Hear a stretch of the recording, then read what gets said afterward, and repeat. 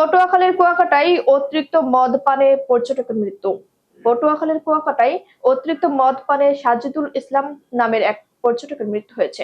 রবিবার বেলা 11টার দিকে কুয়াকাটা 20 শয্যা বিশিষ্ট হাসপাতালে চিকিৎসাধীন অবস্থায় তার মৃত্যু হয়। মৃত সাজিদুল নেত্রকোনা জেলার গোড়াগাঁও গ্রামের ইব্রাহিম মিয়ার ছেলে। সে নারায়ণগঞ্জের একটি খাবার হোটেলে কাজ করতেন। পুলিশ ও স্থানীয় সূত্রে জানা যায়, গত শুক্রবার নারায়ণগঞ্জ থেকে সাজিদুল ও তার বন্ধু হাবিব কুয়াকাটায় বেড়াতে এসে হোটেল স্কাই ভিউর 408 নম্বর কক্ষে ওঠেন।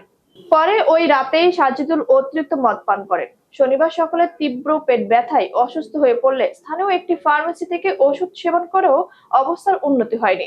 পরে রবিবার সকাল 8টার দিকে সাজিদুলকে কুয়াকাটা হাসপাতালে নেওয়া হলে সেখানে প্রাথমিক চিকিৎসা শেষে উন্নত চিকিৎসার জন্য তাকে কলাপাড়া হাসপাতালে রেফার করা হয়।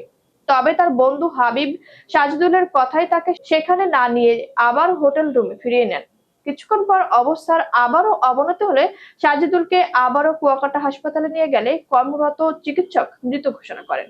মহিপুর থানা ওসি তরিকুল ইসলাম বলেন, ঘটনাস্থলে পুলিশ পাঠানো হয়েছে। লাশ উদ্ধার করে মর্গে প্রেরণের প্রক্রিয়া চলছে।